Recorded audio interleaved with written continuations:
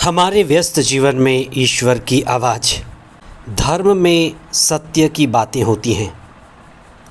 जो धर्म में सत्य है वह अजर है, अमर है, इसलिए शास्त्रों का इतना महत्व है। लेकिन समय के साथ साथ धर्म में मान्यताएं पनपती हैं और ये मान्यताएं धर्म को नष्ट करती हैं। जैसे पहले कहा जाता था कि जब भी खाना हो तो हाथ धोकर खाना पड़ता था। उस समय के लिए या सफाई की दृष्टि से यह ठीक थी कि जब भी भोजन करना हो हाथ धोना ज़रूरी है। लेकिन कई बार हाथ साफ़ हो तो क्या धोना ज़रूरी है? आज बहुत सारे लोग चम्मच से खाना खाते हैं, तो क्या हाथ धोना ज़रूरी है? तो ये मान्यताएं कुछ समय के बाद अर्थहीन हो जाती हैं। आज इसी तरह की मान्यताओं को जो व्यर्थ हैं उसको नष्ट करने की बात कही गई है। 28वां सामान्य सप्ताह 15 अक्टूबर 2024 मंगलवार।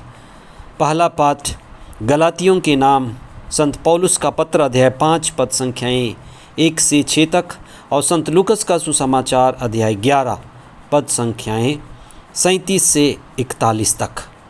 जब भी हम किसी फसल को या सब्जी का पौधा लगाते हैं उसके साथ घास भी उगाते हैं, इसलिए हम लगातार उन घासों को निकालते हैं। नहीं तो क्या होगा, ये घास यानी ये खरपतवार फैल जाएंगे और फसल को या सब्जी के पौधे को दबा देते हैं। धर्म में सत्य का बीज होता है, प्रेम का बीज होता है, आत्मा का बीज होता है, आनंद का।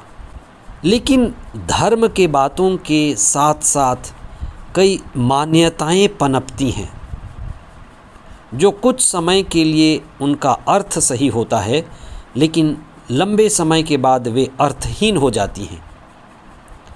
और ये अर्थहीन मान्यताएं चलती रहती हैं। कुछ समय के बाद लोग भूल जाते हैं और याद नहीं करते, सत्य को याद नहीं करते, केवल मान्यताओं को याद करते हैं। इसी तरह से धर्म का विनाश और धर्म का नाश होता है। आज के सुसमाचार में इसी बात पर चिंतन किया गया है कि ईसा एक फरीसी के घर में भोज पर गए हुए थे और उनके बिना हाथ धोए खाना खाने से लेकर बहस उठी।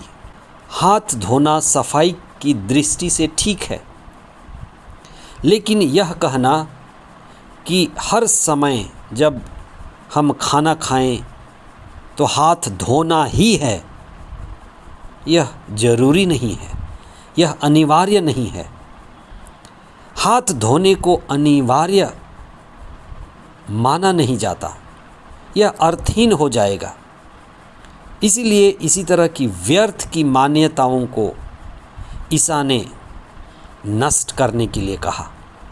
और इसी के साथ उन्होंने कहा कि हम बाहरी चीज़ों पर बहुत ज़्यादा अपना ध्यान, अपनी शक्ति, अपना समय खर्च करते हैं, जबकि आध्यात्मिकता आंतरिक है और आंतरिक बातों पर हम ध्यान नहीं देते।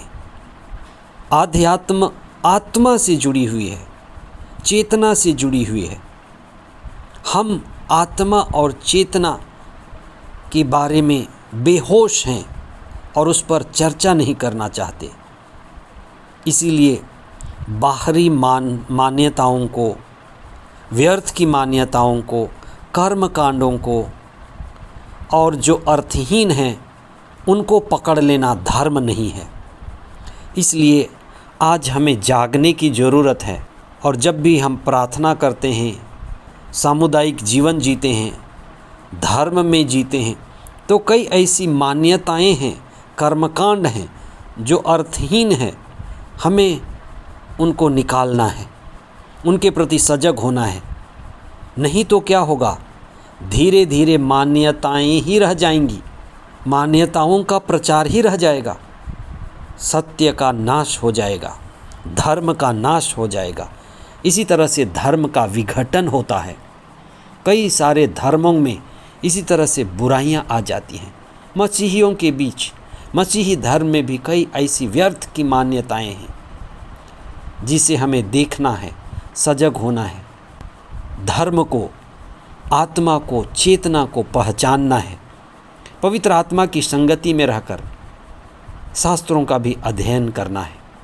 हम यही प्रार्थना करें कि हम आत्मा के द्वारा संचालित हों, पवित्र आत्मा हमारी अगुवाई करे।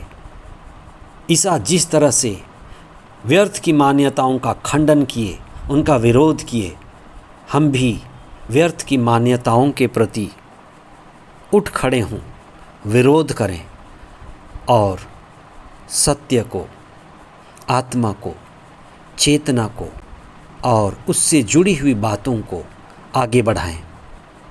आमीन।